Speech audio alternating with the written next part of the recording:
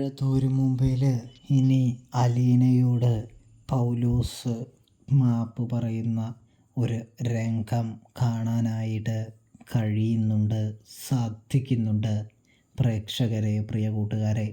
അപ്പോൾ എപ്പിസോഡിലേക്ക് കടക്കുകയാണെങ്കിൽ സ്റ്റാൻലി തിരിച്ചെത്തുകയാണ്. സ്റ്റാൻലിൻ്റെ അടുത്ത് ഔദയും താൻ ചിന്നമ്മയുടെ കൂടെ ചേർന്ന് നിൻ്റെ മാറ്റത്തിനായിട്ട് പൊരുതാനായിട്ട് തുടങ്ങുകയാണ് എന്ന് പറയുന്നത് കാണാൻ സാധിക്കും. ദയപ്പച്ച, ആവശ്യമില്ലാത്ത കാര്യത്തിന് വാശിയും കാര്യങ്ങളൊന്നും കാണിക്കണ്ട കേട്ടോ. അപ്പച്ചൻ ഇങ്ങനെ ചെയ്താൽ അപ്പച്ചൻ ഇവിടെ നിന്ന് എത്രയും പെട്ടെന്ന് പോയിക്കോളൂ എന്ന് പറയുന്നത് കാണാൻ സാധിക്കും. അതെ, നീയല്ല ഈ അവതക്കുട്ടിക്ക് ചെലവിന് തരുന്നത്. നിൻ്റെ വീടാണെന്ന് കരുതി ഈ അവതക്കുട്ടിയെ പുറത്താക്കാൻ മാത്രം നീ അത്ര ആയിട്ടില്ല സ്റ്റാൻലി എന്ന് പറയുന്നത് കാണാൻ സാധിക്കുന്നുണ്ട്. ഇതേ സമയം അപ്പച്ചനോട് ഞാൻ പറഞ്ഞതാണ് ആവശ്യമില്ലാത്ത സ്ഥലങ്ങളിൽ തലയിടരുത് എന്ന്. പിന്നെയും അപ്പച്ചൻ എന്തിനാണ് ഇങ്ങനെ പ്രശ്നങ്ങൾ സൃഷ്ടിക്കുന്നത് എന്ന് ചോദിക്കുന്നത് കാണാൻ കഴിയുന്നുണ്ട്. ഇതേ സമയമാണെങ്കിൽ മോനെ സ്റ്റാൻലി, നീ വല്ലപ്പോഴെങ്കിലും നിനക്ക് ചുറ്റുമുള്ളവരെ ഒന്ന് നോക്കുന്നത് നല്ലതായിരിക്കും. അവർ നിന്നെ എത്രത്തോളം പറ്റിക്കുന്നുണ്ടെന്നും എത്രത്തോളം കബളിപ്പിക്കുന്നുണ്ട് എന്നും നിനക്ക് മനസ്സിലാകുമെന്ന് പറയുന്നത് കാണാൻ കഴിയുന്നുണ്ട്. അതായത് എൻ്റെ മോള് തന്നെയാണ് ശരി എന്ന് വല്യപ്പച്ചനായ ഔദക്കുട്ടി പറയാണ്. ഇതേ സമയം അപ്പച്ച വേണ്ട കേട്ടോ, ആവശ്യമില്ലാത്ത കാര്യത്തിന് വെറുതെ വാശി പിടിക്കണ്ട എന്ന് പറയുമ്പോൾ ഞാൻ അവളുടെ കൂടെ ചേർന്ന് നിനക്കെതിരെ നിരാഹാര സമരം ചെയ്യാൻ പോവുകയാണ് എന്ന് പറയുമ്പോൾ സ്റ്റാൻലി വളരെയധികം ക്ഷുഭിതനാവുന്നുണ്ട്. കൂടാതെ തന്നെ സ്റ്റാൻലി, നീയേ ഈ കയ്യിൽ കിടന്ന വളർന്നത് എന്ന് പറഞ്ഞുകൊണ്ട് തന്നെ സ്റ്റാൻലിൻ്റെ കുട്ടിക്കാലവും സ്റ്റാൻലിൻ്റെ വളർച്ച വരെയുള്ള കാര്യവും നമ്മുടെ ഔദക്കുട്ടി പറയുന്നത് കാണാൻ കഴിയുന്നുണ്ട്. അവിടെയുള്ള ജോലിക്കാരായ പൗലോസും ആൻ്റപ്പനാണെങ്കിൽ ഔദക്കുട്ടിയുടെ സംസാരം കേട്ട് പൊട്ടിച്ചിരിക്കുകയാണ് എന്ന് കാണാം.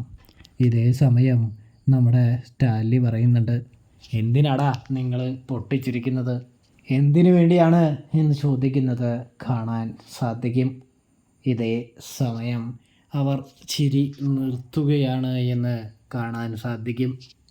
അതിന് ശേഷമാണെങ്കിൽ കാണാൻ കഴിയുന്നതെന്ന് പറഞ്ഞാൽ നമ്മുടെ വല്യപ്പച്ചൻ, നിങ്ങൾ ചിരിക്കൊന്നും വേണ്ട, നിങ്ങളുടെ അവസ്ഥ ഏതാണ്ട് ഇതൊക്കെ തന്നെ ആയിരിക്കും. എന്തായാലും ചിന്നമ്മയുടെ കൂടെ കൂടാനായിട്ട് ഞാൻ തീരുമാനിച്ചിരിക്കുകയാണ് സ്റ്റാൻലി. നിനക്ക് എന്തൊക്കെ ചെയ്യാൻ പറ്റുമോ അതൊക്കെ നീ ചെയ്തോളൂ എന്ന് പറയുന്നത് കാണാം.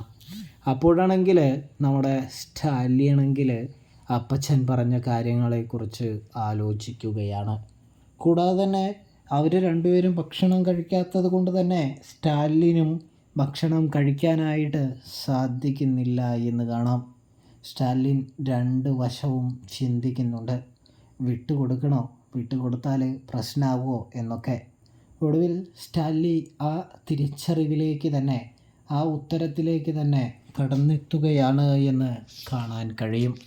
എന്തായാലും നിങ്ങൾ ഇത്രയും പറഞ്ഞ സ്ഥിതിക്ക് ഞാൻ നിങ്ങൾക്ക് മാപ്പ് തരികയാണ് എന്ന് പറയുന്നത് കാണാം.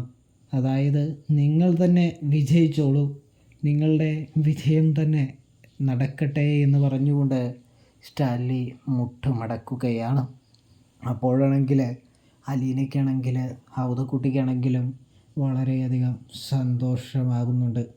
നിങ്ങൾക്ക് സന്തോഷമായില്ല അല്ലേ എന്ന് ചോദിക്കുമ്പോൾ തീർച്ചയായും പപ്പ എന്ന് അലീന പറഞ്ഞു വയ്ക്കുന്നുണ്ട്.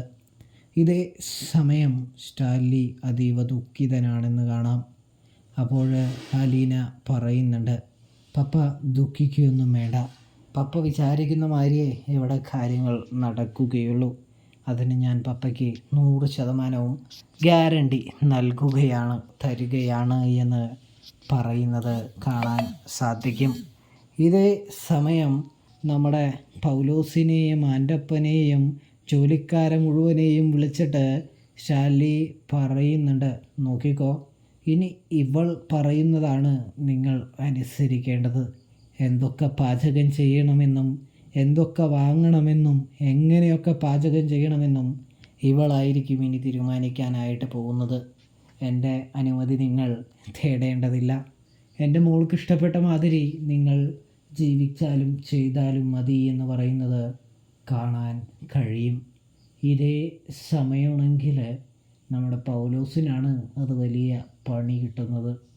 ഡ്രൈവർക്കും ആൻ്റപ്പനും വലിയ കുഴപ്പമൊന്നുമില്ല എന്ന് കാണാൻ സാധിക്കും. കാരണം അലീനയുമായിട്ട് ഏത് നേരവും ദേഷ്യപ്പെടുന്നത്, ഗുസ്തി പിടിക്കുന്നത് പൗലോസാണല്ലോ. അതുകൊണ്ട് തന്നെ പറഞ്ഞത് എല്ലാവർക്കും മനസ്സിലായല്ലോ എന്ന് സ്റ്റാൻലി എടുത്ത് പറയുന്നുണ്ട്. തുടർന്ന് നമ്മുടെ പൗലോസ് പോകാനായിട്ട് തുടങ്ങുമ്പോൾ പൗലോസ് ഒന്നവിടെ നിന്നേ എന്ന് പറയുന്നു. പൗലോസേ, നീ എനിക്ക് വേണ്ടപ്പെട്ടവൻ തന്നെയാണ്. നീ കുറേ കാലമായി എൻ്റെ കൂടെ ജോലി ചെയ്യുന്ന ഒരാൾ തന്നെയാണ് എന്ന് കരുതി എൻ്റെ മകളെ വേദനിപ്പിച്ചാൽ നിനക്ക് പിന്നെ ഇവിടെ തുടരാമെന്ന് നീ വിചാരിക്കരുത്. തീർച്ചയായിട്ടും നിന്നെ ഞാൻ പുറത്താക്കുമെന്ന് പറയുന്നു. നിനക്ക് അലീനയെ അനുസരിച്ച്, അതായത് എൻ്റെ മകളെ അനുസരിച്ച് ഇവിടെ നിൽക്കാൻ പറ്റുമെങ്കിൽ മാത്രം നിന്നാൽ മതി, അല്ലെങ്കിൽ നിൻ്റെ ഇഷ്ടത്തിന് പോയിക്കോളൂ എന്ന് പറയുന്നു.